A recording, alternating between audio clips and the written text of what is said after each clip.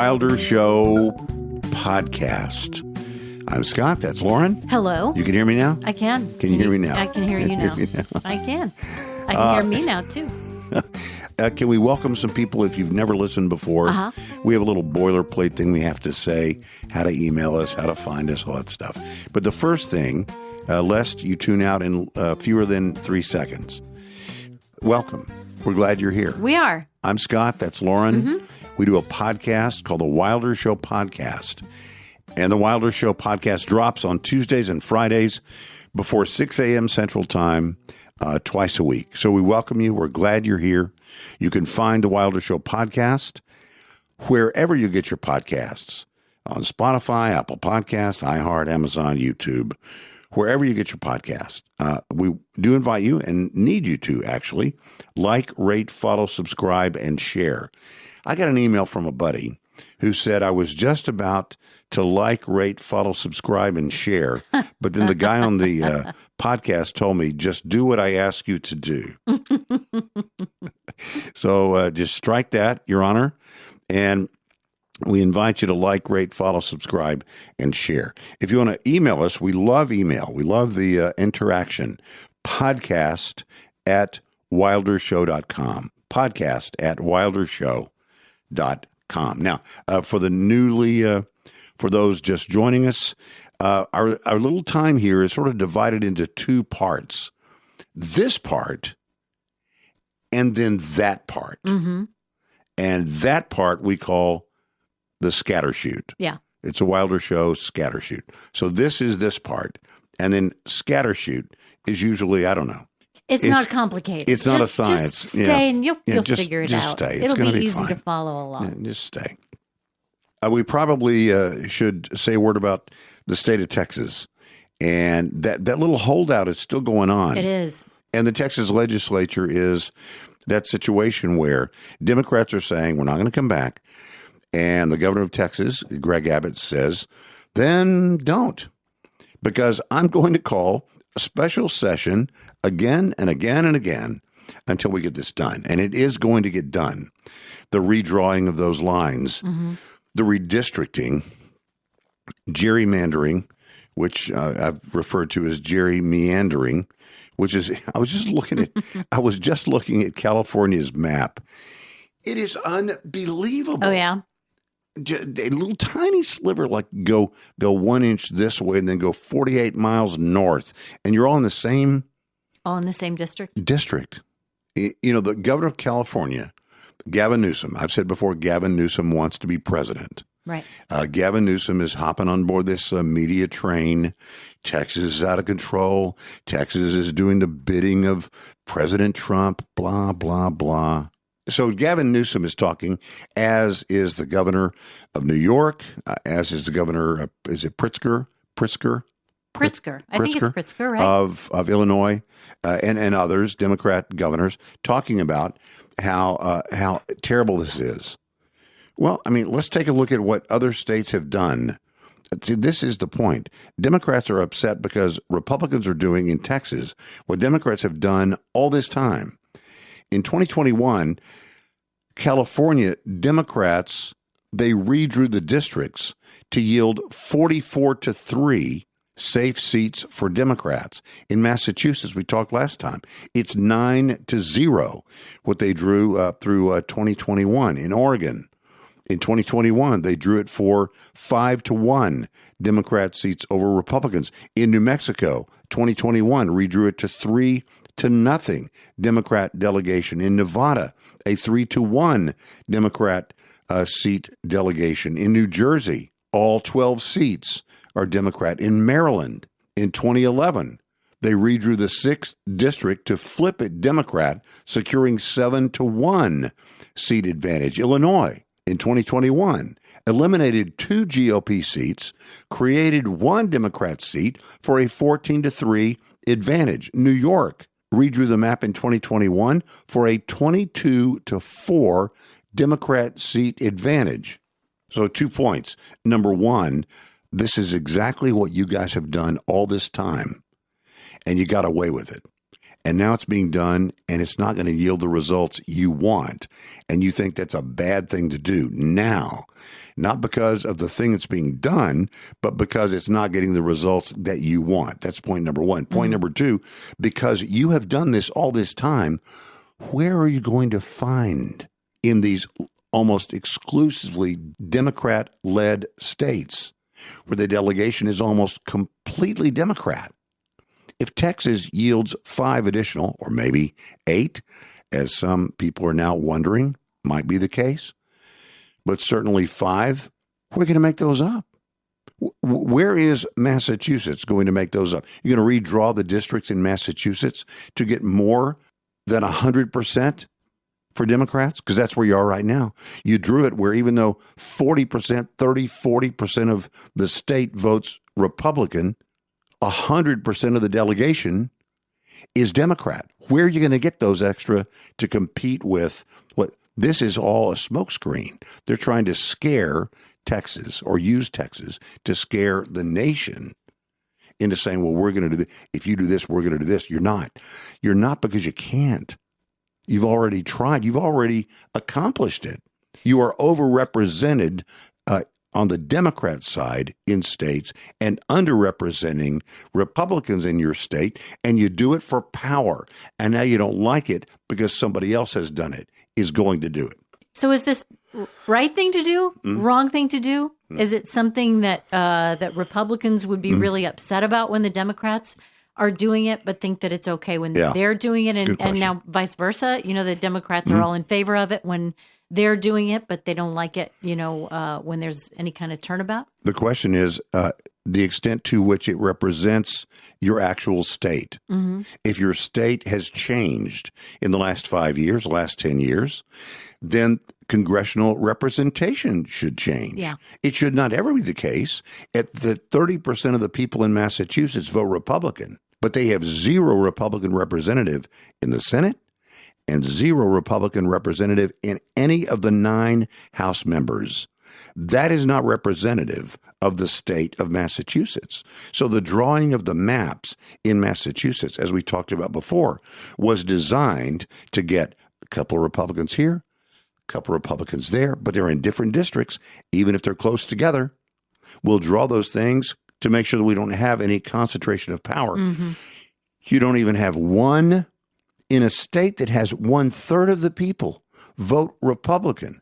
You don't have, I'm not even saying a third, that would be 3 representatives in the House of Representatives. You don't have one because that is drawn that way. So it's not just a matter of is it right to do or wrong to do. The question is, why are you doing it? And is the result representative of the voting of that state, or is it designed to make sure that it suppresses a certain party and elevates another party beyond what the numbers would indicate? The president's going to meet with Putin. Can he get a deal done? Who knows? This is part of his ongoing, and I believe it has been fairly successful, his effort to be deemed the peacemaker in chief. He wants to be the peacemaker in chief. His effort, which I think is about peace, but also a little bit is about getting the Nobel Peace Prize, for which he has already been nominated. Can a deal be done without Zelensky from Ukraine at the table? Of course not. And Trump knows that.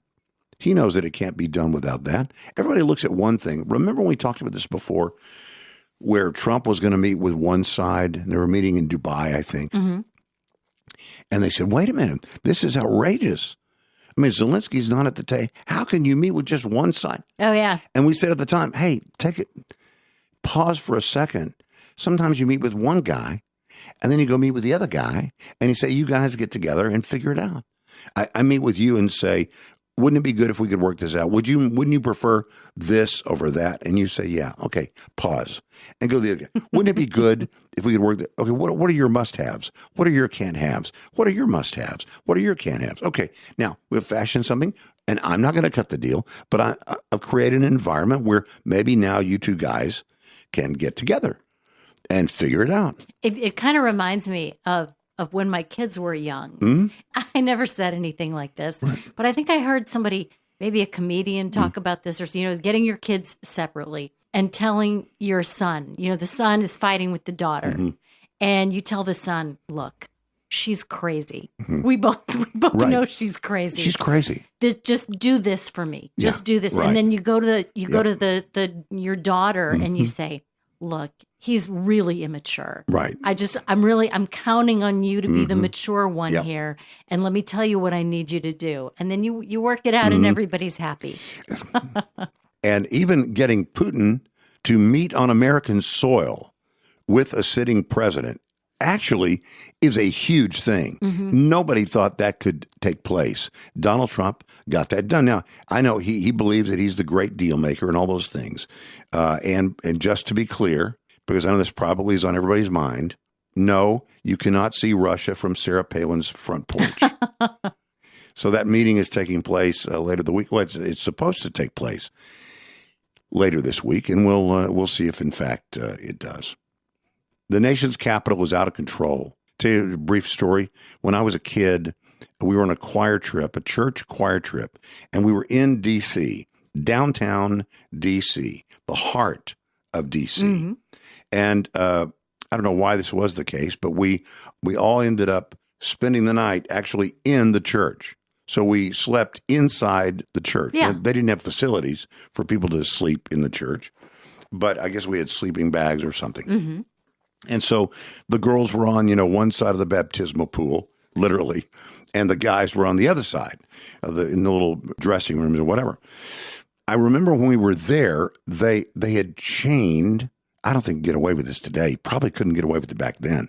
They had locked the doors like with big chains and padlocks To keep you safe inside there, to keep you inside, to keep us safe. Bad guys out. Yes. Wow. And so we were walking by the front doors, looking at those chains, and we looked outside. I mean, prostitution like crazy going on outside. Wow. Drug deals going on crazy outside. It was right there in the heart of D.C. Now, I know that things are different now than they were back in the 70s. This was probably mid-70s. But the point is, there's a lot of violence that goes on in the heart of D.C. Sure. And the president has said, enough. I'm not going to do it anymore. I'm going to bring in the National Guard. We're going to do whatever we have to do to clean up the city. And I mean, like right now, he was like, I've had it up to here. Enough is enough. The press briefing yesterday was one of the largest attended press briefings I think I've ever seen. I mean, everyone shouting out questions. I mean, it was a madhouse. About this? That's why it was over an hour long. Now it became about other things too. Once they get him, they want to talk about this, that, and the other, and Putin and whatever. But the press briefing was essentially about this because Pam Bondi was there, Judge Puro was there, Pete Hegseth was there because the military is being called to be a part of this. It was crazy. I mean, it was a madhouse, and you can imagine because Trump was talking, it was longer than an hour long. If you edited out all the Biden and the Obama references, it might have cut it down to about 20 minutes. But it was good. It was actually good. So what does Trump want to do in D.C.? He wants to clean it up. Crime, homelessness, filth, the nonsense and foolishness. And the big fear is, Trump says it's about D.C., but, D.C.'s murder rate is down, 30% in the last year. Yeah, down 30% in the last year. They're still number 4 in the country or whatever they are. So being down, that's like saying a kid that has been getting a 20 on his tests is now getting a 50. So we're really happy. Hey, listen, man, he's improved 2.5 times. He's 2.5 times higher than he was. But yeah, he's still failing. They're worried about his methods? I mean, what could be the bad news about cleaning up the city, making it safer? They hate him. They don't want, and I really believe that. They don't want anything he touches to have a chance to succeed. They were saying all week, there is no way that the president of Russia and the president of the United States are going to just, Donald Trump just says, I think we ought to get together and solve this problem. And he picks up the phone and says, hey, Vladimir, or as George W. Bush says he called him very uncomfortably pooty poot. Hey, Vladimir, this is Donald Trump. What are you doing on Friday? Why don't you meet me in Alaska? And everybody's making fun of that. Like, there's no way. This thing takes months and months. You have all manner of people that have to be involved. And you got a plan. You got all bureaucracy and layers of staff that have to be pre this and pre that. And Trump goes, no, we're not going to do that. We're not going to do it that way. I want to meet with him. We're going to try and get this done. And even said in the press conference, if it doesn't happen, he said, I'm going to know in the first 2 minutes if this is a chance to succeed. And if it doesn't, then it doesn't. He said, but it's worth a shot. It's like, why don't you? Only I know because you hate him. And look, I know that there were people like that with Bill Clinton. If Bill Clinton had come up with this idea, there would be a bunch of people that would find every reason to say, this guy's an idiot. There's no way this is going to work. What a fool, or whatever they would say. I got it. I know that everybody, that's why I've said tribalism is bad. If you hate him, just wait and see. It may be a disaster. He even said, I have no idea if it's going to work, but we're going to give it a shot. I say, let's give it a shot. What's the downside? I mean, what would we have? I don't want to say we have nothing to lose because I don't really know. Yeah, but give it a shot. Here's what I think. For what it's worth, I'm going to tell you what I think is going to happen. I think Trump thinks there's going to be some land exchange. Some land is going to be exchanged. Even J.D. Vance said, look, neither side is going to be, I think what he said was super happy. I think that was actually a quote. Neither side is going to be super happy with the result. But that's what compromise sometimes is. But what I believe ultimately will happen is there were borders drawn before Trump's first presidency. When Obama, they took over Crimea. I don't want to give the whole geography lesson, but Russia had taken over Crimea. So when Trump came in, the border of Ukraine did not include Crimea. Crimea was occupied by Russia. And Russia attempted to do nothing in Trump's first term. Nothing. Kept it right there. They had Crimea, nothing else. Biden comes in and they go, game on. And they boom, boom, boom. They marched through, took more land. So what I believe Trump is, and then of course Ukraine says, not only are we going to defend ourselves against this, we're going to take back Crimea. So I think what Trump is going to propose, and I don't think it's an unreasonable thing. Look, Russia keeps the border. The borders are going to stay where they were when I got into office the first time. Everybody was peaceful at that time. Yeah. You take your soldiers and dead and alive and get out. You take care of your soldiers that are here. But the borders are going to be what they were before. Russia gets Crimea. They already had it, by the way. We're not gifting Crimea. They already had Crimea. The question is, can they be driven out of the places where they have gotten beyond Crimea into Ukraine? That would be good for Ukraine. Peace would be good for Ukraine. Peace would be good for Russia. Russia gets Crimea. Ukraine gets the rest of Ukraine, which, again, is what it was in 2016, almost 10 years ago. So Russia has been in Crimea for almost 10 years. Wow. Does it mean they should be there? No, it doesn't. But the point is, that may be what it takes to get peace and to get Trump the Nobel Peace Prize. Oh, before we get to Scattershoot, and for the uninitiated, welcome. And Scattershoot is coming up in a couple of minutes, and it'll all unfold as it will unfold. Just stay here. But I wanted to get an update from you. We mentioned last week in this first half about American Eagle, all the Sydney Sweeney stuff going on. Yeah. And I think you said you were going to go to the mall. And I said, could you pick me up a plastic cup? And they don't sell them, apparently. I had to explain so much about American Eagle to you. It's apparently, that you did not know. It's apparently only clothes. It's clothes and accessories. But like you were going to give me an update on, you went? I did go. Oh, good. I did go for the first time in probably more than a decade. I spent money at American Eagle. Hey. The American Eagle has been around for a while. Yeah. When my kids were junior high, high school, that was a place where we frequently went for their things. Haven't done that in a long, long time. And because I was just so tired of all of the Sydney Sweeney stuff, like I said last week, I'm not a Sydney Sweeney fan. I'm not really an American Eagle fan. Neither of them have ever done anything to offend me. I was just so tired of the backlash and the jeans versus jeans and all of a sudden this silly little ad campaign is about eugenics somehow, which just so you spent some money. I did. What did we get? I got 2 really cute sweatshirts and some socks. What about my European carryall? They did not, after all, have a European carryall for you. Sorry about that. Actually surprising. Really? I would think they would have carryalls for men.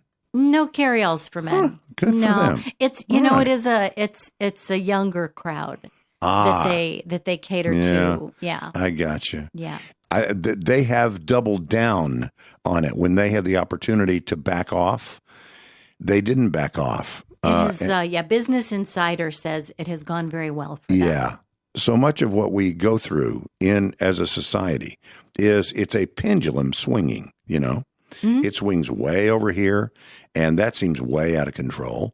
And then it swings way over here, and that seems out of control. Well, can I just say, too, that my wanting to go to American Eagle and spend money there last week, it is not politically motivated, even in the slightest. Correct. In all of the fallout last week, all of the things that you and I saw just looking at the news during the week, there was some woman, she's a political, she's an educated woman, a mature woman. I think she's probably like in her early 40s.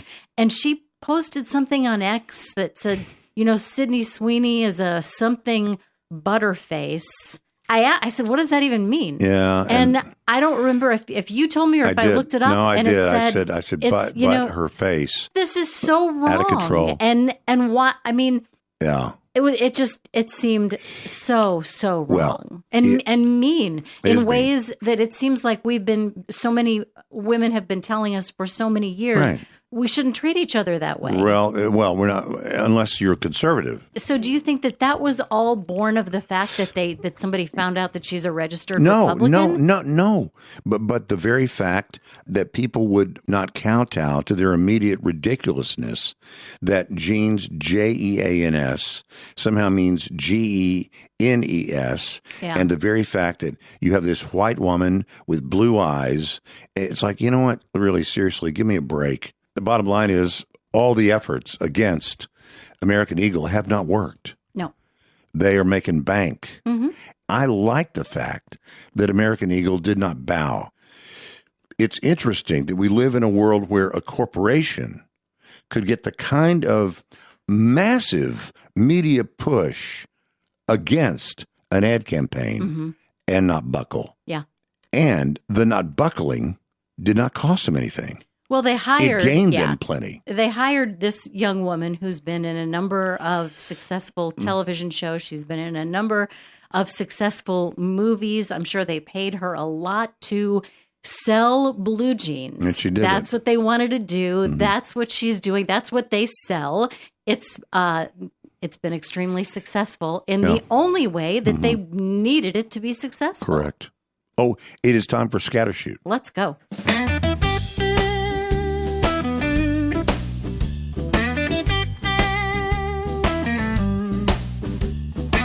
The Wilder Show Scattershoot for the uninitiated. It's sort of like the purple section of USA Today. It's a Today section of the old Dallas Morning News. Sometimes it's the guide. Remember the guide section in the Dallas Morning News? Lauren calls it all the fun stuff. It is. Or the dessert. Kind of is. As opposed to the other stuff we do. But isn't that what makes a meal great? Isn't the dessert so much better because you don't only eat dessert? Because you ate your vegetables. That's right. You got to learn stuff too. Got a little smarter. You got to know stuff too. And then you have dessert. And you have some fun. So this is that. If you're new, welcome. Let me start with this. I think this is really good. Something happened over the weekend. We have it's back to school time. And when the kids are going to school, the kids are young. We say to the kids, we always ask them the same question. And that question is, what do you want? What do you want to be when you grow up? That's right. What is your dream? What would you like to do? What do you want to be when you grow up? There is a person who, over the weekend, finally became an MLB umpire. I saw this. The very first time ever for this. And they were at a doubleheader on Saturday. I think down the first base line, the first of the two games, and third base line, and the second of the two games. And on Sunday, for the first time ever, a woman was behind the plate calling balls and strikes. It's kind of a big deal. For the first time ever, this happened in the MLB. Now, the very first pitch, I want to be fair, because I do celebrate it, but the very first pitch that came to Jen Powell, she gave that very demonstrative strike, the right hand out to the, it wasn't really a strike. It was very much not a strike. And so. That's okay. It's look, the journey of 1,000 miles. Yeah. Look, at plenty of guys who've been umpires in MLB have made bad calls. It was unfortunate, though, that the very first pitch that she called was so wildly called wrong. Yeah. However, I do think in some ways it makes sense for a woman to be behind the plate because for all these years, women have been fielding bad pitches from men. So now somebody will get paid for it. On behalf of all of us, I say thank you. I have a hot take on something. Go. And maybe we won't. I don't want to hurt anybody's feelings, and come on. I don't. I really don't. Unless don't. it's mine. I have. Well, you're different. I have no. It's not. I don't ever want to hurt your. I don't want to hurt anybody's feelings. I don't want to be controversial. Yeah, go ahead. We were just talking about the first female umpire. Yeah. And we ask, we ask our kids when they're young, what would you like to be when you grow up? That's right. Has anyone ever said, maybe now they will, I would like to be a rush coach? What is a rush coach? Women are making a lot. I mean, so far it's all women. It makes sense. They're sorority coaches for high school girls. So this is for girls who are going to go to college and they want to be in a sorority. Yeah. They call that rush. Yes. So you go for rush, and then I think I remember this. I don't remember it because I did it. Right. I did not rush a sorority when I was in college, but my mom had not. So it was kind of, I never had that. It's not even something that we really talked about. It's not like my mom had all these great memories from when she was in college of having been in a sorority. And I really don't think that at that point in time, there are a lot of women my age now that I know that did that and they have these great memories of their time in college. When I was in high school, that was just not something that my friends were doing or really spending a lot of time thinking about or talking about. And I did go to high school here in Texas. I think this is different depending on where you live. Texas is a big business for sororities, but this particular thing that I saw was it talked about sorority rush at Alabama. I've been to a game in Tuscaloosa, and it is a remarkable thing to go there. In fact, when I was there, it was a Texas A&M game against Alabama. It was crazy. A sorority row and the fraternity houses, unbelievable. I mean, like Southern Belle mansions. Well, listen. Unbelievable. I'm gonna get to that. Okay. So my first question to you was, how much would you pay for friendship? Yeah. These sorority coaches are making between $4,500 and $5,500 for the brief season that you spend in high school getting ready for. So like for 3 months or 90 days. I think it starts near the end of your senior year. Now I'm thinking, okay, so my daughter did rush many years later. Mine did too. I had nothing really to offer her in terms of experience because I didn't know. I didn't know anything about it. A lot of her friends' moms did, though. And from the very beginning, it is a high dollar thing. First of all, you need all the clothes. You need to wear the right clothes for the rush events. So the coach helps you decide what to wear and what not to wear and what kinds of things to talk about and not talk about in your interviews. There are 6 B's that this one particular coach says you should avoid. Okay. Avoid talk about booze, boys, bucks, brands, Bible, and ballot. Some of these things are kind of obvious, but you don't want to talk about how much money your parents make. You don't want to talk. Yeah, you don't want to talk about how they vote, or they're going to ask you questions. They coach the girls on everything from, like I said, what to say in the in the interviews, what to wear, your social media, what to post on your social media leading up to it, because they're going to look at your social media. Right. If you get a bid, $4,000 membership fee. This is, I guess, specifically at Alabama. Okay. $4,000 membership fee. You already paid the $350 registration fee. $7,000 to $10,000 for the year that you spend living in that beautiful sorority house you talked about. That's the fees and living there. Another $1,500 to $3,000 for the Panhellenic fees that you'll pay. And this is where I'm nervous I'm going to offend somebody. That's okay. You do this so you can have friends. Yeah. And I know that it's a brotherhood, it's a sisterhood, it's all those things. And they do a lot of charity work, which is good. What is the point if not to be just another really big money-making machine? Right. Well, first of all, I think there are those who say that this is a brotherhood. And as I move into my next thing as I graduate, and I'm going to have guys that I know. We were brothers in the SAE or whatever. Yeah. We were SIGEP or whatever. We were all brothers. And I knew a guy who went to that financial firm, and then I had a chance to be interviewed, because it's about who you know, not what you know sometimes. And these are the little things that make a difference. I will say this, though. I think for me, not for everybody, for me, a lot of this stuff, not all of it, but a lot of this stuff falls into the category of the only way to win is not to play. I did have a son who pledged. Right? Yeah. He wound up not doing it, but all he needed like one sport coat.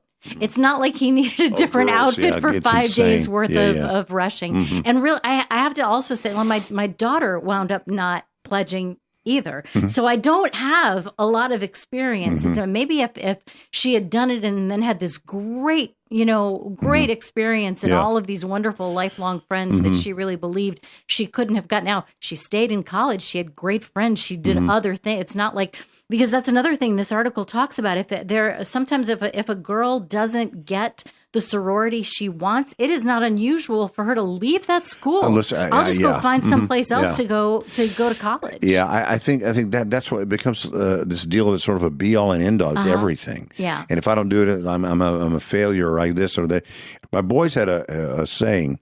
Whether they came up with it or they heard it from friends, they said, college is not where you go to meet the girl you're going to marry. College is where you go to meet the men who will be your groomsmen. Oh, I like that. And I thought, oh, that's a pretty good thing, to have that be the kind of men that you surround yourself with. So, friends. I have a couple of friends from my Baylor days that are still my friends today. It is like life, isn't it? The more you put into it, the more you get out of it. I mean, if you are really committed to being a good friend, you probably will find that you have more friends or better friends. But for a lot of people, they want the good.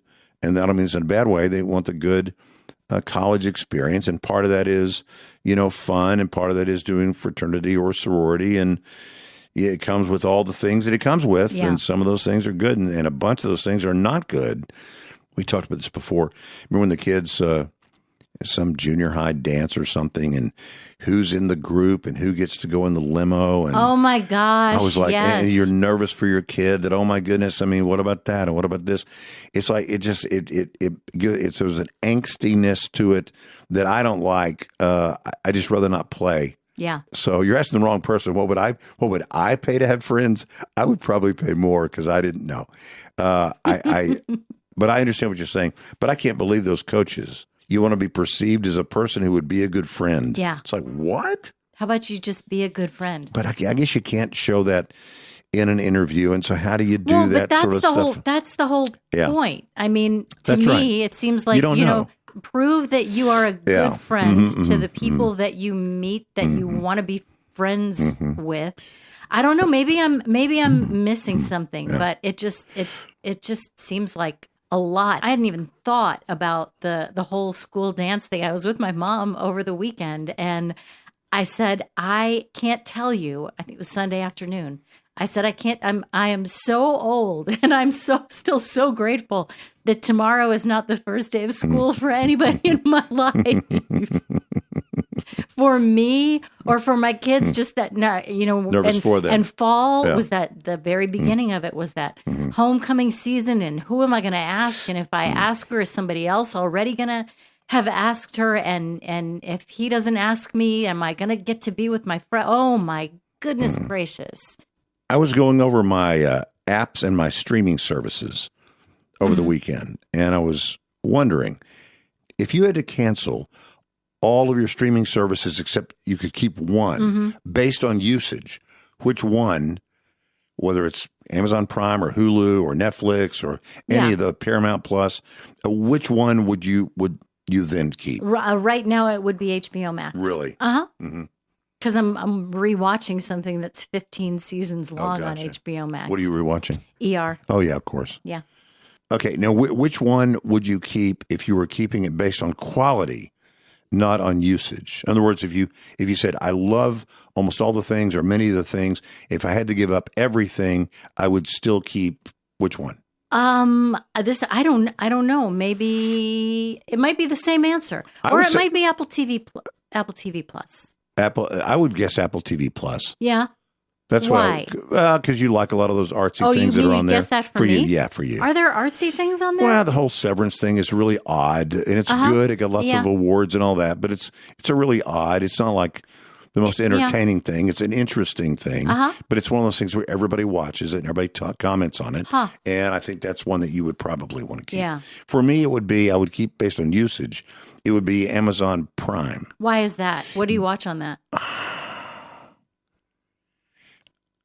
Well, I've now finished all the episodes of Dateline because they have, with Amazon Prime, you also have this live TV aspect where you can watch these 24/7 channels. So you can watch the Dateline channel, and Dateline is on. I mean, you could be with Keith Morrison all the time. Yeah. He's always leaning on a fence post or leaning on a tree. Do you remember when I did my my year without French fries?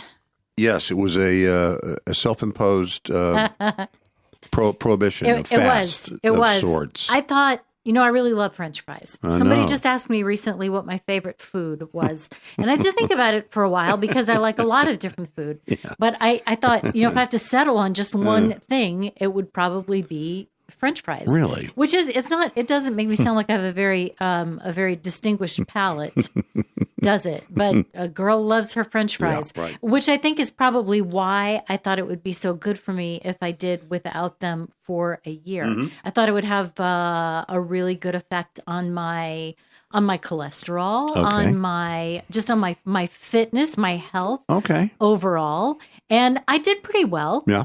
I did. Yeah. I mean, I didn't make it the whole year without ever having a French fry, but I did without them long time. Many of the times that I wouldn't have. I saw you turn under them down. normal circumstances. Yeah, I saw you turn them down. I did. Sometimes. I'd have a salad or something like that instead. So of all the things though that I thought I was doing myself a favor about, I didn't realize that French fries could also have. There's a direct. It turns out that people who French fries were associated with a 20% higher risk of type 2 diabetes. Oh. And I didn't even know that was something I would be working on when I went a year without French fries. But it turns out that it's not just the potatoes, because you can cook potatoes other ways, and it didn't seem to have that same sort of effect on your risk for type 2 diabetes if you boil your potatoes or mash your potatoes. Thank goodness. That's my second favorite way to eat potatoes. Yeah, or baked potatoes. So no statistically significant association for any other way to cook a potato. But they did say part of it might be because if you eat a lot of French fries, your weight will increase. And that could be what is causing the rise in the risk for type 2 diabetes. But here's the thing that I thought was really so interesting about this. This was a massive study. 200,000 people they studied. It primarily involved health professionals. Okay. So what are health professionals doing eating French fries 3 times per week? Well, they don't want to, but it's all for the cause. I didn't even think about that. It's all for the sake of research. That's all it is, research. Of I course. don't want to eat these. They're so selfless. Yeah, that's it. Except for, just the picture of the French fries that went with this study is making me Crazy. long for them right now. First of all, if you're going to have fries, you have to have beef tallow fries. We've talked about that before. Beef tallow. Okay. Your fries in beef tallow. Yeah. That's a good idea. My favorite way to eat a potato, most people say baked, and you load it up with all the stuff, and that's kind of good. But I really do like boiled potatoes, like new potatoes. Leave the skin on, and you boil them. And then about the consistency where you'd pull them out to put them in potato salad. Yeah. That is the consistency. You pull them out, sort of like when the skin is beginning to peel away on its own. And you pull them out, cut them in half or whatever, and put a little, these are new potatoes, right? Yeah. And put a little butter, real butter, and a little salt on them. There's a nice little, and maybe some grated cheese on top. Yeah, I think it's the butter and the salt and the grated cheese. Well, you that's could put true. that on just about anything. That's but true. because you mentioned French fries, something else I saw this week, the top 10 fast food chains in America. Okay. Chick-fil-A had dropped out of the top 3. Oh, really? And they're now at number 4. Is that based on sales, I guess? Yes. Probably. Yeah, and go ahead. people are blaming that, or they say that it has to do with the fact that they changed the way they make their waffle fries. I agree. It doesn't have anything to do with beef tallow, though. I don't think. No, it doesn't. But It's I mean, some it is. other thing. And some other seed oil. yeah, I've had them recently, and I thought they were okay. I didn't. Maybe I'm not enough of a connoisseur. I guess I'm not. You're But the fry connoisseur. yeah, I would be happy to have that title. Yeah, fry The connoisseur. Fry There you go. connoisseur. I like that. Any thoughts on what you think might be the number one fast food chain in America? It would be hard for you to guess because we don't. If we have them at all in Texas, we don't have them in the Dallas Fort Worth area. Well, I mean, this is what makes guessing like this is difficult. Yeah. Because McDonald's, of course, is everywhere. Jack in the Box is everywhere. Chick-fil-A is everywhere. KFC is everywhere. Places like White Castle, they're not everywhere. Some of the ones like Hardee's, not in it. Hardee's, and one of those other ones that like there are 3. No Hardee's either. Number 1 is Del Taco. Oh, I think about tacos. Del Taco. They used to have a Del Taco here. They used to a long I time think ago. a long time ago Yeah. we did, but we don't have them here Yeah, anymore. Del Taco was good. I like number Del Taco. 2, Jack in the Box. You mentioned Jack in the Box. I would not. Yeah, I that's mean, I surprising, wouldn't I guess think. that at number 2, but it is number 3. A&W. We had an A&W near an office Yeah. where we used to work a long Yeah, time yeah. ago. I would stop there every once in a while. I don't think it's there anymore though. And then number 4, like I mentioned, is Chick-fil-A. Number 5 is Wendy's. Okay. Number 6, KFC. Number 7, Taco Bell. Number 8 is Raising Cane's. Hey, good for them, I know. man. The only thing that kind of surprises me about that is they're still fairly new Yeah. among the names, on this list. Yeah. They're still pretty new. But I think they had a Raising Cane's bowl last year. I think you might be right. Yeah, they're coming on. They have. And so number 9 is Zaxby's. Yeah, Zaxby's. Also kind of new. I've been there. We have a few all right. Zaxby's around Yeah, here, it's don't all we? right. Yeah. And number 10 is McDonald's. I mean, they Really? barely made the top 10. Interesting. See, I told them, if you put that beef tallow back in your fries, it's going to all come back. Everybody should be listening to you. That is the Wilder Show podcast. If you are new, where have you been? Instagram, you find us on Instagram. You'll search Wilder Show Pod, and then you'll hopefully like us and share it with a friend. If you want to send us email, just email to podcast@wildershow.com. The Wilder Show podcast drops Tuesdays and Fridays, 6 a.m. Central Time or before on Spotify, Apple Podcast, iHeart, Amazon, YouTube, or wherever you get your podcasts. So please, it's a request, not a command. Like, rate, follow, subscribe, and share. Won't you? Thank you. And thank you, Lauren. My pleasure. And we'll see you next time.